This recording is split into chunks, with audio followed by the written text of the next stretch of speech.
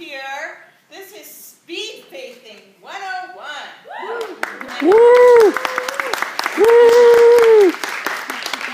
It is being presented by USU newly minted Interfaith Student Association.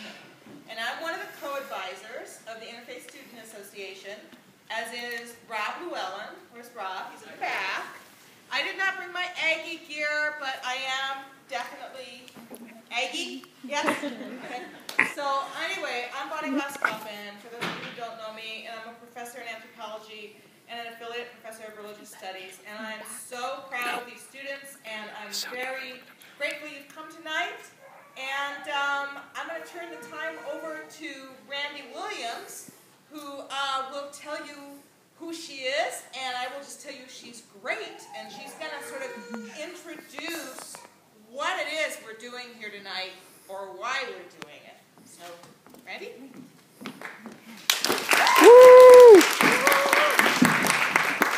Well, I'm going to try out this mic. Welcome, everybody. I work in the library. I'm the folklore curator and special collections, and every morning when I walk into the library, I see a placard, and you maybe see it too. It says, "And with all thy getting, get understanding." Have you seen that? It's Proverbs 7. It was a gift to the university students from the class of 1966, so nearly 50 years ago. And that statement rings true today as much as it did then. With all thy getting, get understanding. And that's what tonight's all about. And that's what the Interfaith Initiative is all about, is getting understanding. We're building upon something that happened 2 weeks ago when Dr. Ibu Patel visited our campus. And I know I see some of you in the audience are shaking your head. You probably were there at that wonderful event. Do you remember what Dr. Patel visited with us about? He said that a university time is one of the first times some people have interaction with people who may be from different faith traditions or different life ways as themselves. And he said 3 things would be really crucial and important for us to do. The first is to interact with people with different faith traditions than our own as a way of getting that understanding. And the second thing he said is a lot of times that works to strengthen our own faith tradition. And the third thing that Dr. Patel said is we need to come together to do great things because we're better together. Whether that is a blood drive, or working on a Habitat for Humanity house, or working at the food pantry together. We're better together. And we know in the news today, people do a lot of great things together.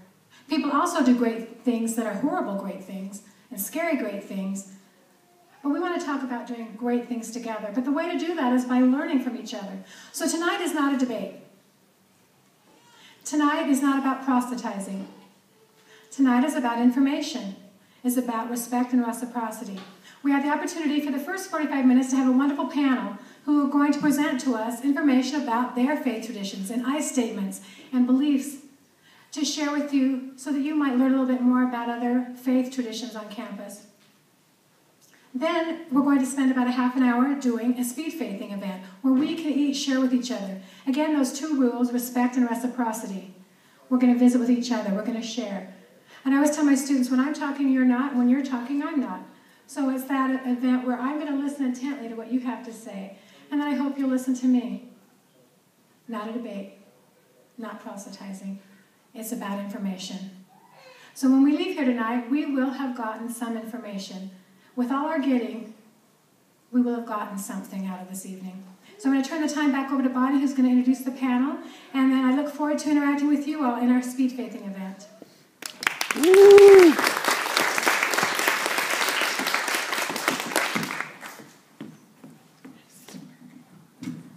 Okay, I'll use a mic too. That's fantastic. Thank you, Randy, because you just went all through my slides. The objectives: building those bridges of appreciation and respect, of understanding and self-awareness, and of finding common cause, the way we can come together to do great work. And the ground rules, Randy also mentioned. So you will have an opportunity to see this modeled with the panel first, using I statements, not speaking for your entire faith tradition, but speaking from your own experiences. Because there are as many variations on Catholicism as there probably are Catholics in the room, or on the LDS faith as there are LDS people in the room. None of us speak for our entire faith, but we're all experts on our own experience. And so so that's where we're going to focus our sharing. Appreciative listening. Dialogue, not debate. Respect, even when we disagree. That's one of the things that Ibu also talked about. Is one of the great things about this work is we recognize that we can deeply respect another person's point of view, even if we fundamentally disagree with it. Oops, ouch. Inevitably, when we share, especially when we are in dialogue with another, we will say things that are perhaps born of maybe some misinformation or some ignorance or some stereotypes. This is a learning process, engaging in this dialogue together. And we absolutely must give one another the benefit of the doubt. And when we're in dialogue later in our speaking portion of the evening, if someone is speaking about who they are, and you ask a question, and that just really feels, ooh, that person may say, ouch. That's, ooh, let me tell you what I heard you say, and let me tell you from my perspective what I really want you to know about my faith tradition, about my identity, about something that is so core to who I am. And then, if we're respectful and appreciative listeners, and we expect the most of ourselves, as well as we're willing to give others the benefit of the doubt, we say, oops, sorry, I made a mistake. Thank you for helping me to learn. And that will be very important as we move along. Finally, confidentiality. This is a very public space, and yet the things that we're going to share with one another fundamentally make it to the core of who we feel we are. And so it's really important for us to observe one of the most important safe space rules is that what happens in the TSC auditorium stays in the TSC auditorium, unless you have permission to share. So please remember those things as we move through. And again, the panel is going to model this for us. So let me call the panel up. So Allison, Faith, and I'm going to let them speak into who they are. I'm just going to ask Allison to come up and take the first chair. Ayman Alafifi, Erica Habermail. Next chair, dude. Alexander Troutner, Audrey George, David Tauber.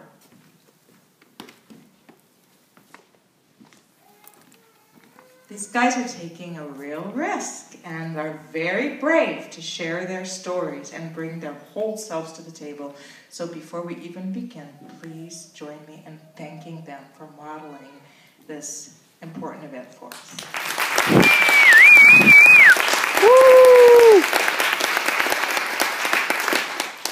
Okay, so the way this is going to work is we're going to have panel presentations, as was mentioned, followed by a short question and answer period for our panelists, followed by our interactive speed faithing.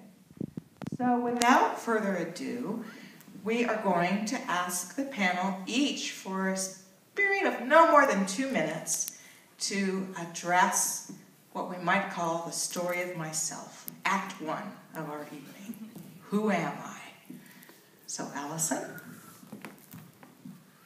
Well, welcome everybody tonight, and thank you so much for being here. It really means a lot to us, and we're so excited to share our stories with you.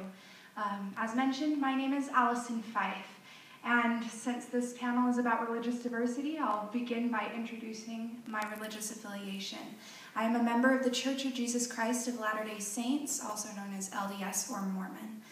I guess if I were explaining my identity in terms of this question, who am I?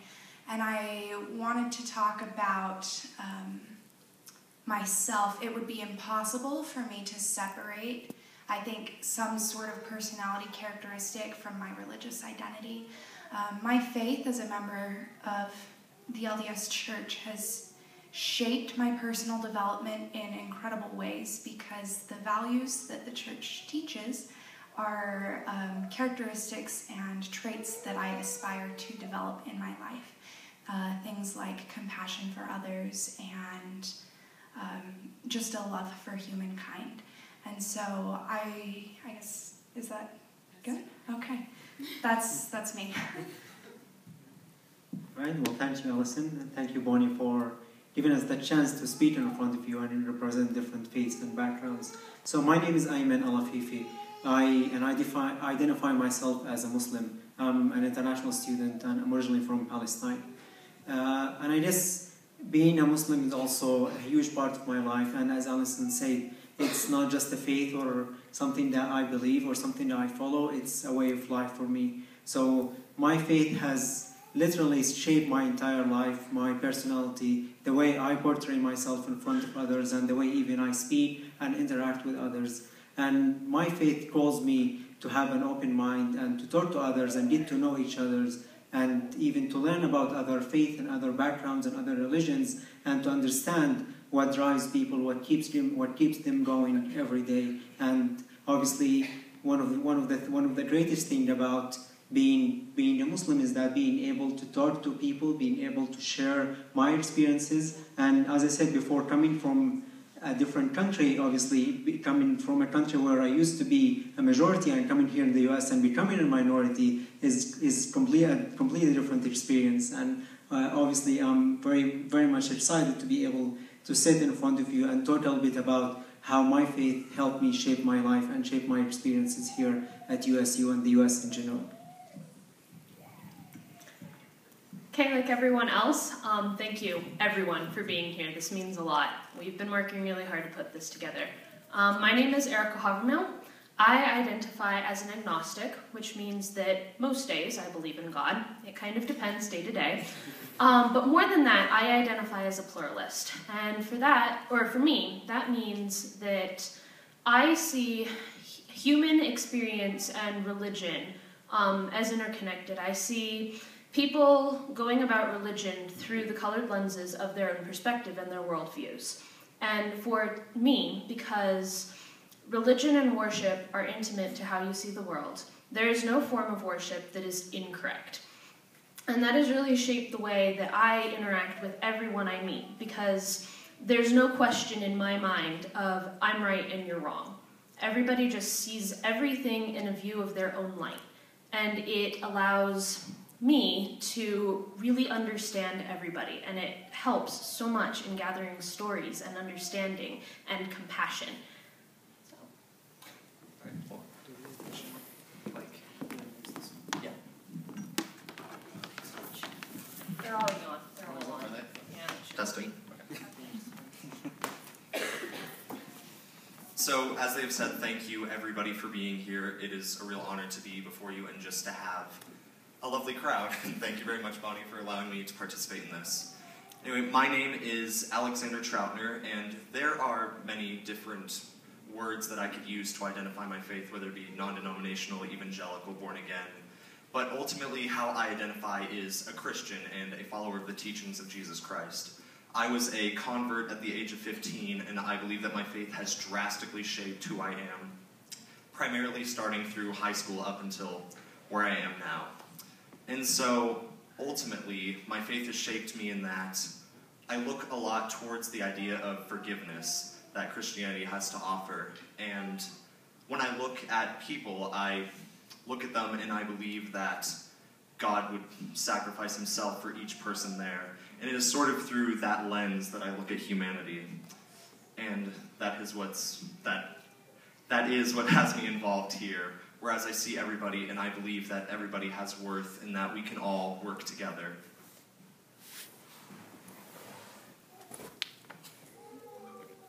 Good evening, I'm Audrey George, and this will be a first for me to introduce part of my identity to a crowd like this.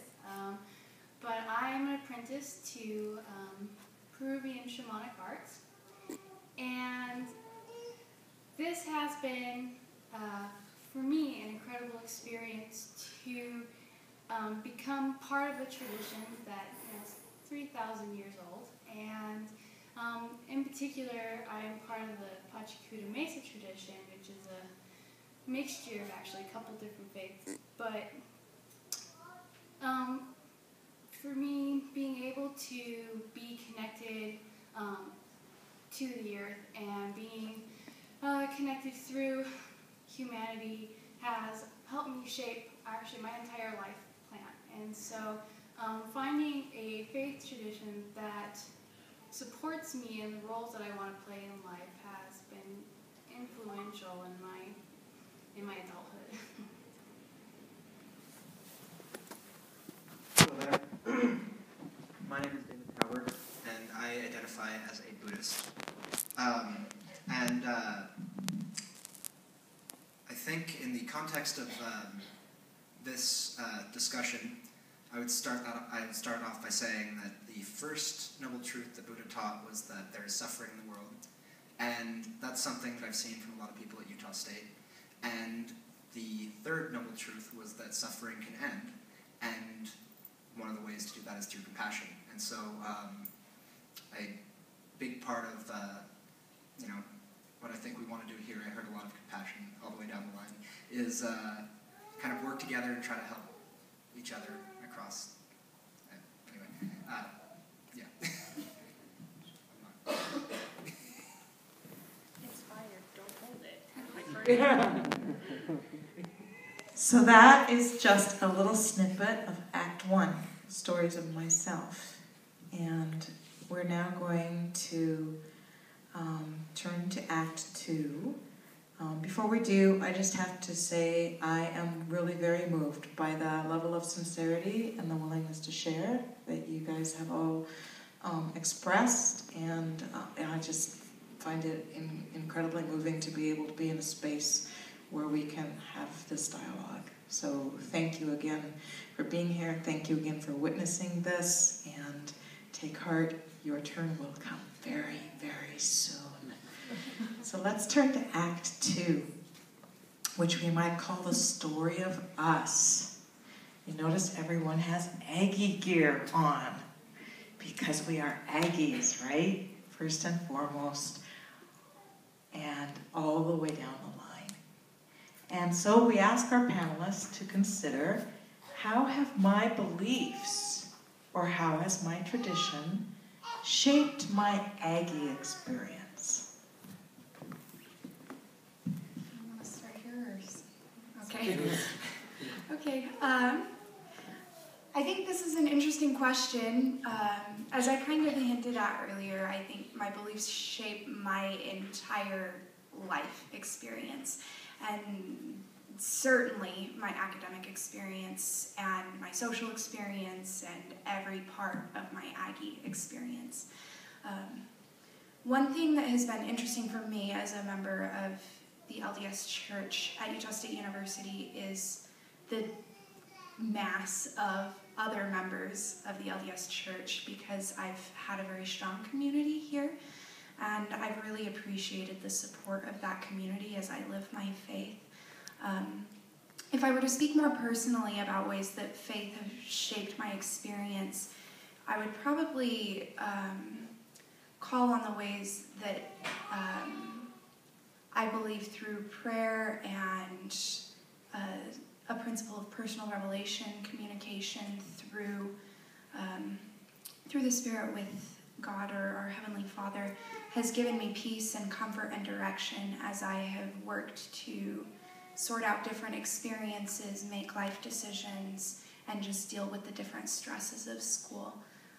Like I said, I've found a lot of comfort and strength in my faith tradition.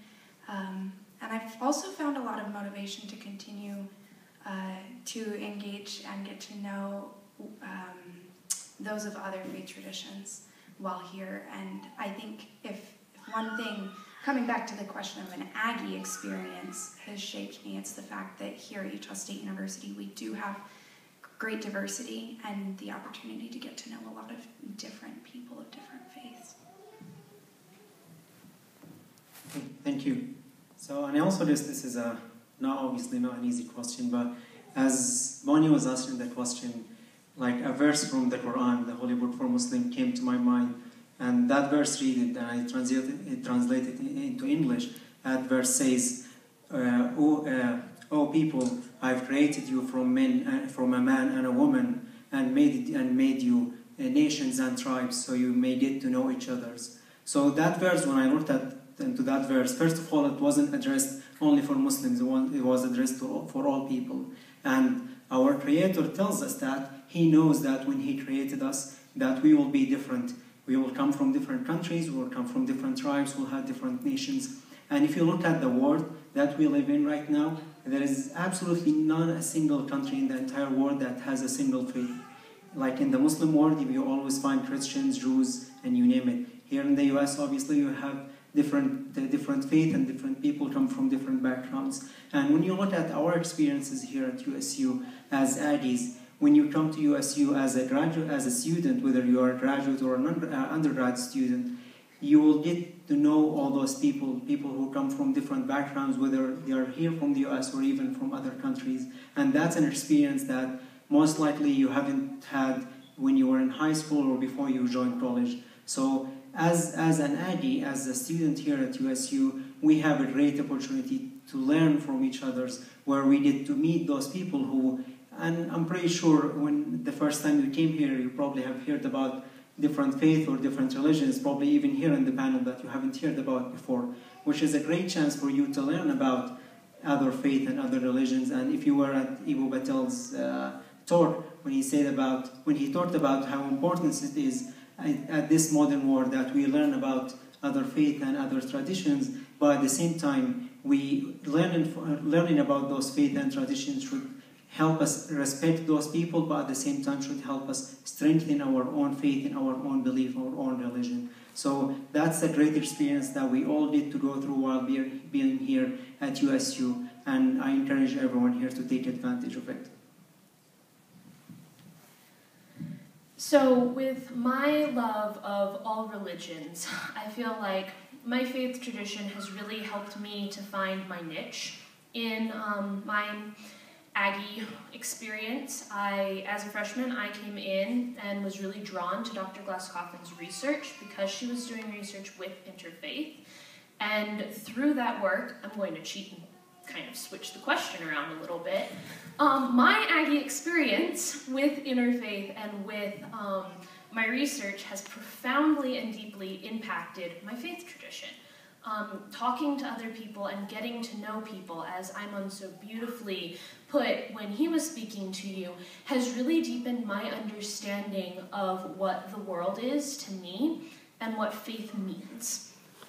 Hearing testimonies and hearing experiences from the people around you can be so, so profound. And I think that is, for me, what has contributed most to my Aggie experience, as my faith tradition, through my experiences here, has really allowed me to grow. Yeah. So, I am a freshman here at Utah State, so I've only been living in Logan for about a month now, but I'm already very proud to call myself an Aggie, and even though I haven't been here very long, there have been ways that my beliefs have shaped my experience here, because my faith is a huge part of who I am, and it is incorporated into just about every fiber of my being. The primary way that it has shaped my Aggie experience is pretty much giving me very long walks that I have to take on Sundays to get to church, because the Cache Valley bus system does not run on Sundays, which is actually really enjoyable. And being a Christian up here is really fun, just meeting with other people who share my faith, because I do get that lovely walk on Sundays, and there is a really nice community of people here who share my faith. And there are also people of many different faiths here. And I personally believe with my faith that you should have love and compassion towards all people. And I know that with the years to come, I will be able to be tested in my faith as well as to grow and develop in my faith.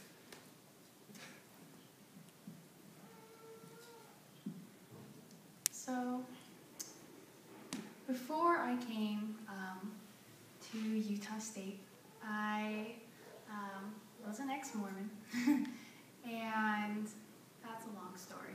But it's important for me to say this because I had lost my faith tradition.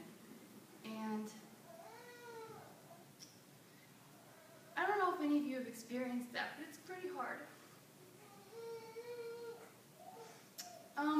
But when I came here to Utah State, I had the opportunity through Bonnie to be introduced to the Peruvian shamanic arts.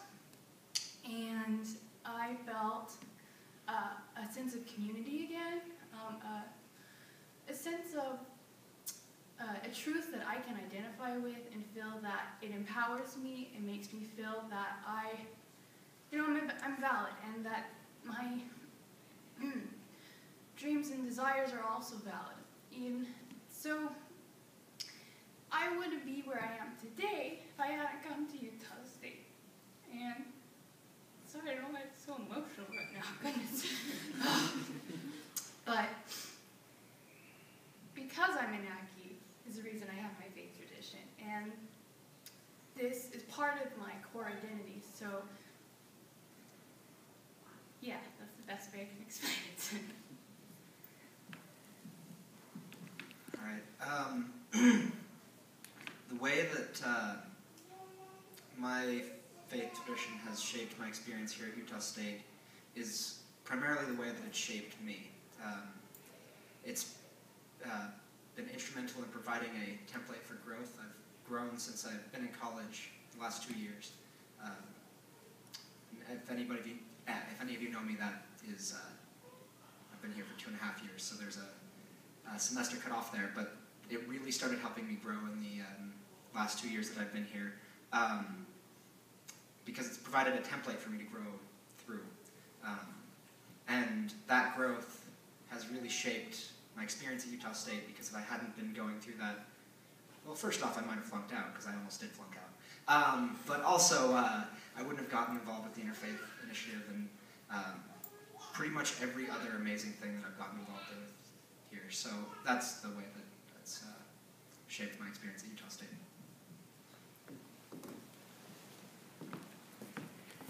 Thank you again.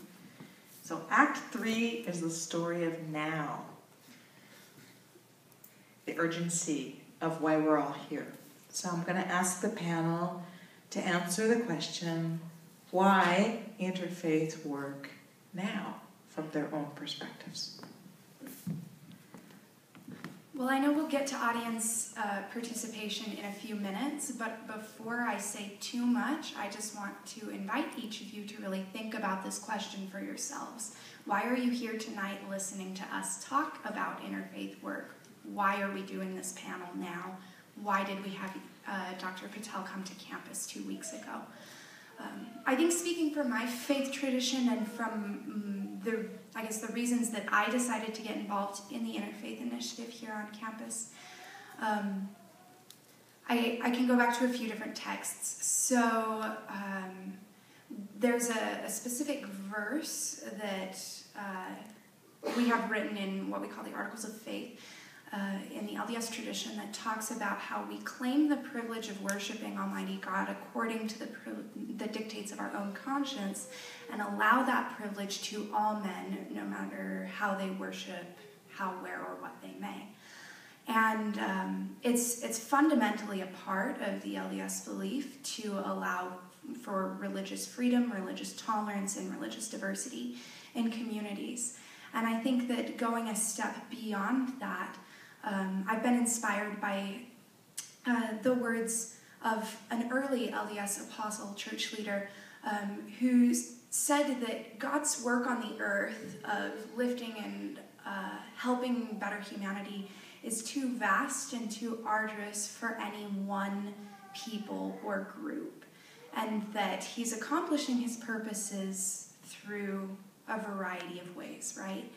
And this has really inspired me to move forward with interfaith cooperation in the way that Dr. Patel kind of taught us about, in the way of motivating us to joint action in communities and service so that we can make the world better together.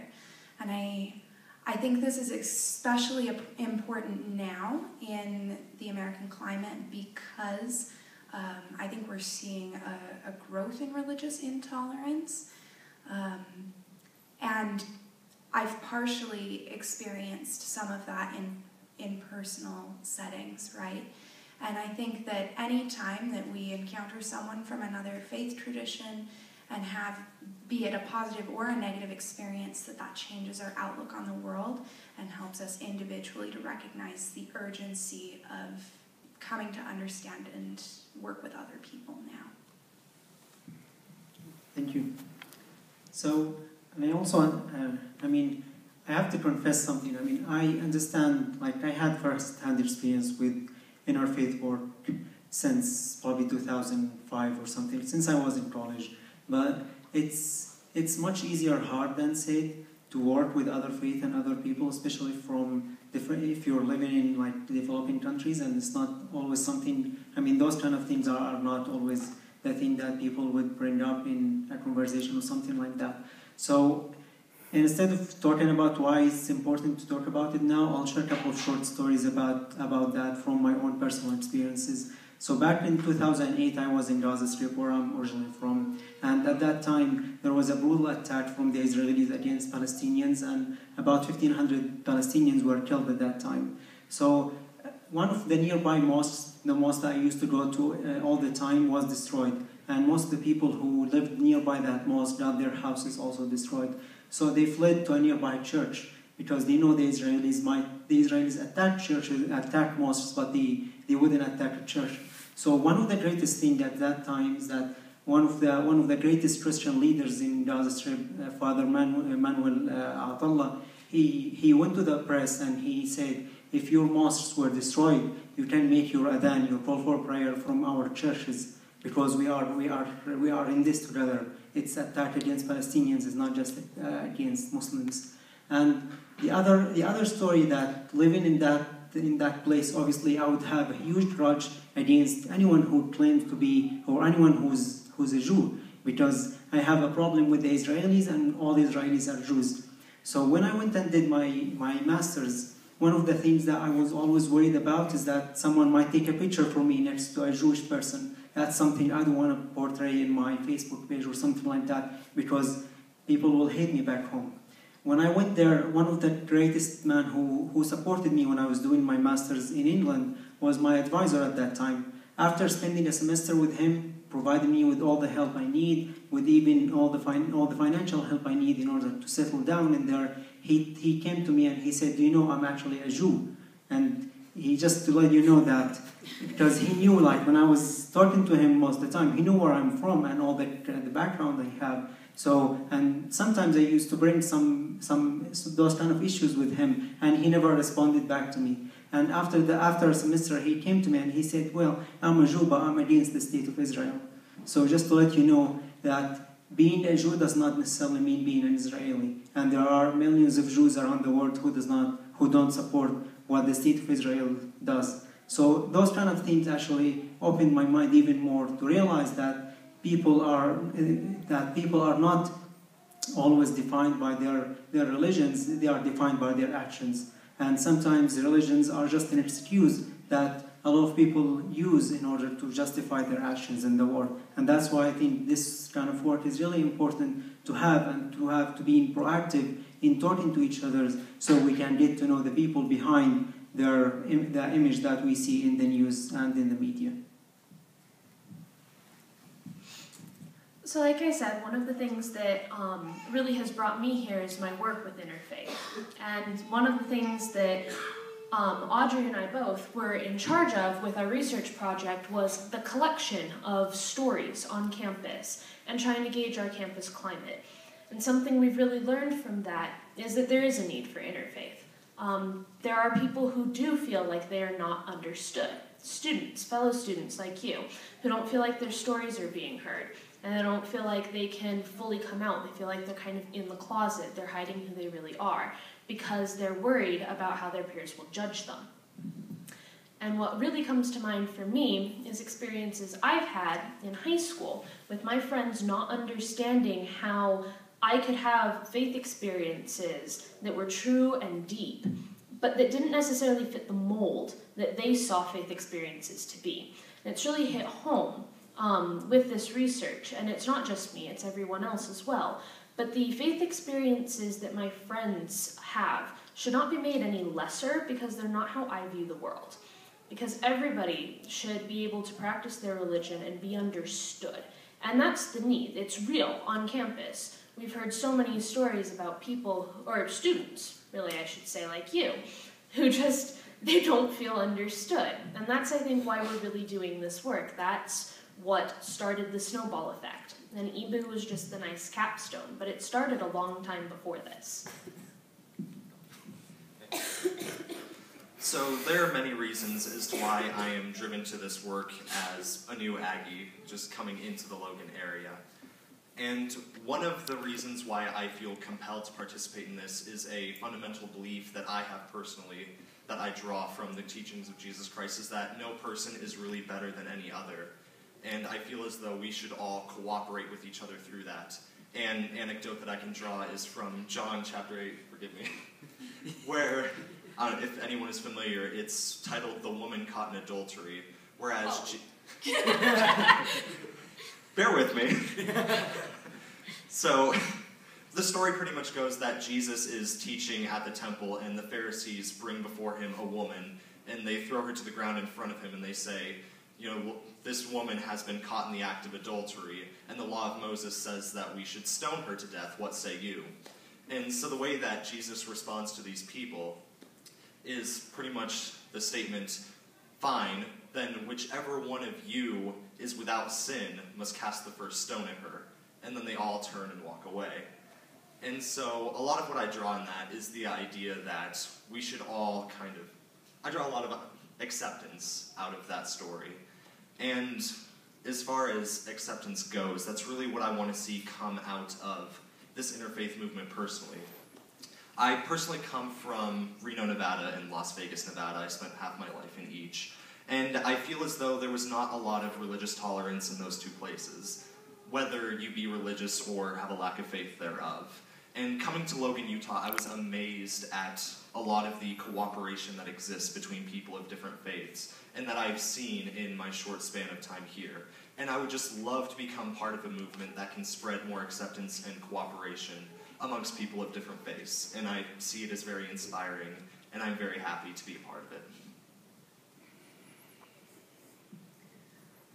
So, this question is hard for me to put into words because of the feelings that I have associated with interfaith. And I found a quote today, and in fashion of Eva Patel. It's a quote by Martin Luther King Jr., and it says, "We must learn to live together as brothers, or perish together as fools." Right? So, interfaith work is messy, and it's hard, and it's heartbreaking a lot of the times, but it's good work.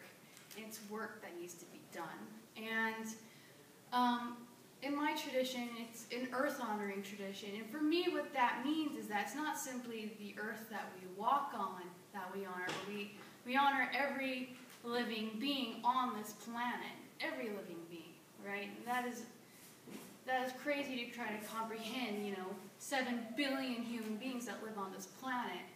And we have probably all heard of some travesty that happened because of differences, right? And I went to Rwanda back in 2012, and in 1994 there was a genocide, and 1 million people died in 3 months. And it's a very complicated situation. All situations like this are complicated, and even though it's not religious-based, we're still dealing with the identity of a human being, right? And religion is, for many, and atheists too, but we're talking about like the core of an individual.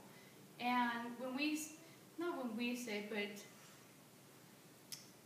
we don't try to work in a way that incorporates everybody, that incorporates all faith traditions, that incorporates all the different aspects of the human being, we are invalidating the experience of another.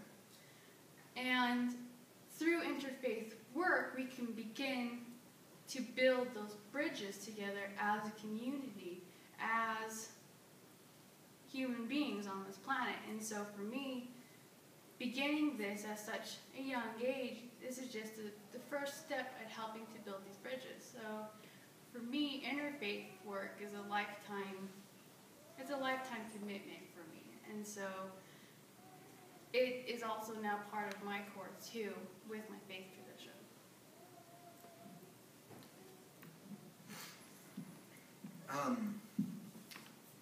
So I think the reason that interfaith work became important to me, I started to get at it when I answered the first question, and I handed off the microphone because I realized I wanted to save it for the third. So when I came to the Utah State, I didn't know anybody else of my faith tradition. I actually didn't meet another Buddhist here until I think a year in.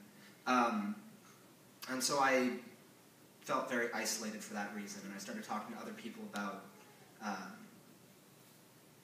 their religions, and generally I just talked to a lot of people, but that came up a lot.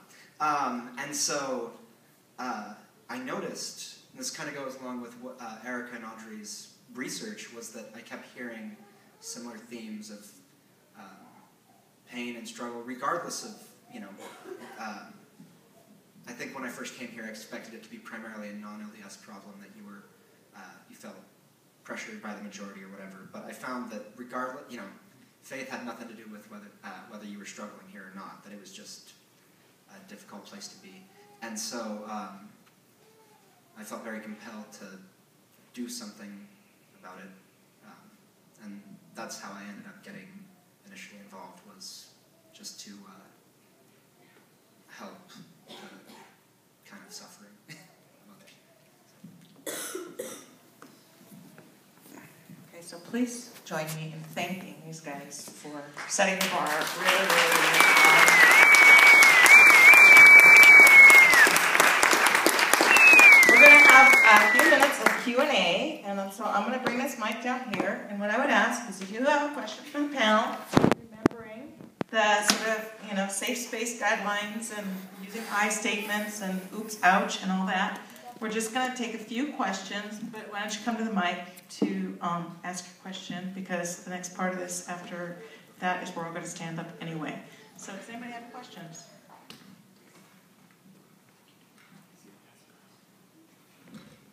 If nobody has questions, we can always get interactive. You're going to be put on the spot next, so this is your last opportunity to save yourselves. You got one. Hi, okay, I forgot your name, but could you tell me more about the Peruvian, that's what, I forgot what your faith tradition was, but could you tell me more about what you believe and the basis of that faith tradition? Sure. Just, sorry, very general. So, the best way to sum this up, and I have to thank my husband because I sat there forever trying to think of basic tenets. What can I share that really gets to the point?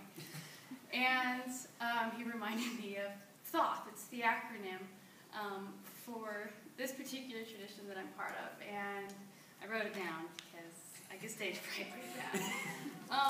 So, first one is trusting soul, honoring spirit, opening heart, transforming mind, and healing body. Oh, okay. Mind you, I'm an apprentice to this, right? So I'm still learning this. But the main part for me, when I was introduced to this, it was an intense experience. I went in just to be a student to learn about a tradition, and I ended up being healed by one of the most powerful shamans I've ever, well, he's not a shaman, he's a curandero, there's a difference. And he helped me to see and understand better myself. And in this tradition, it's not the healer healing you.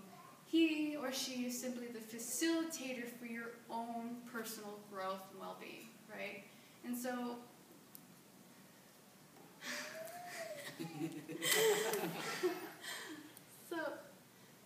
in general, what I do when I'm still learning is simply to just honor my space, honor who I am, honor the people around me, and honor the earth, right? And these are all interconnected. And in particular, there really are no coincidences. Everything happens for a reason in this. And So it's hard to sum up this, 3,000-year-old tradition. I mean, can I say that over and over again? But yeah, does that kind of answer your question? Yeah, okay, that's great.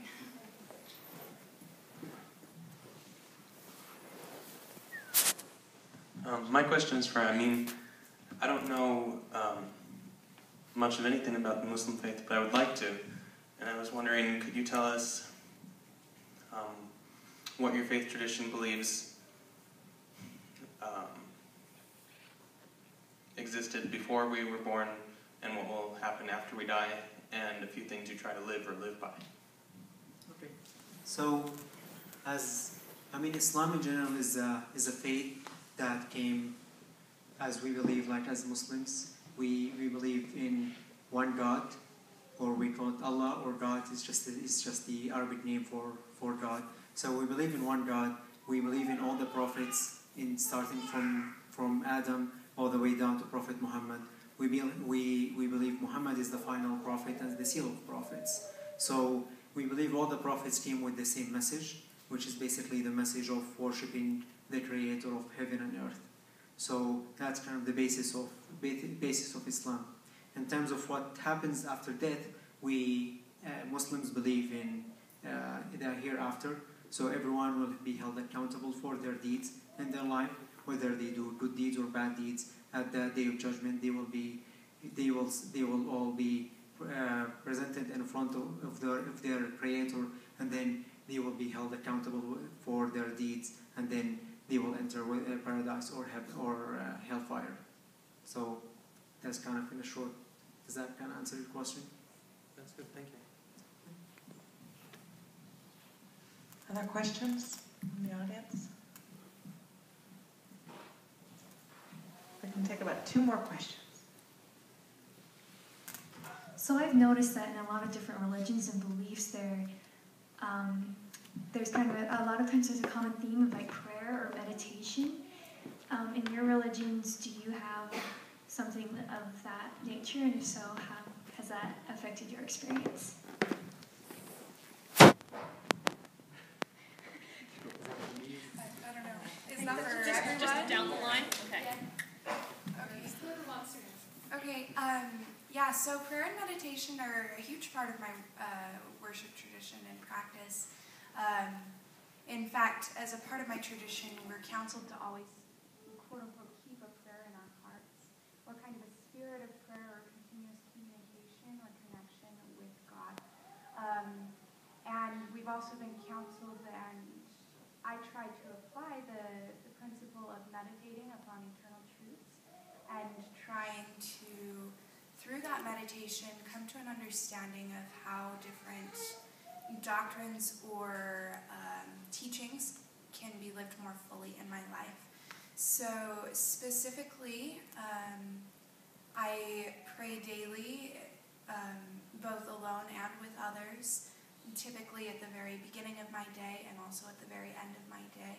I pray over meals, and then, like I said, keeping a spirit of prayer in my heart is a very important part of, I think, how I live every day. I guess tradition of prayer within the LDS faith. Well, and if you know, like Muslims pray 5 times a day, and it's more like a structured prayer. So they pray at dawn, pray at noon, afternoon, at sunset, and at night. So they pray for those 5 prayers. So they are like in continuous connection with God. And on top of that, we don't have really meditation. It's more like a supplication. So like before meals, before we do anything, we mention the name of God. After we finish things, we thank God for helping us to finish those tasks for those things. So those kind of supplications are on, like whether you know it or not, you keep mentioning His name all the time during your day. So that's kind of the continuous relationship that you have with God during the day and night. I found meditation, for me at least, to be a really, really good way to relieve stress and try to center my thoughts. So I am definitely the one who's you said to keep a spirit of prayer in your heart. I'm the one who's sitting in the middle of class going, oh crap, I'm stressed. Meditate for 5 minutes. Just look like I'm zoning out. Teachers think it's great. But I also have a very, very strong testimony of prayer. So when I need comfort or I feel like things are getting too much for me to bear, I also pray to my God just for comfort and strength. So prayer is a huge part of my faith as a Christian. I believe that prayer is a way that I can directly communicate with God. And personally, I believe that, use the word twice, personally, I believe that prayer is a very personal thing. I personally, I keep using that word, I personally pray every night, oftentimes in tears. And whenever just the feeling comes up, as Erica said, whenever I need comfort, or whenever I need, a boost of strength or things of that nature. And I view prayer for me as a sort of just way to relax, way to ease burdens on my shoulder, even ways to forgive myself for things that I have done. So it's a very important part of my beliefs, and prayer shapes a lot of my mood and how I'll go about my day personality-wise. So it's a big part of my life in general.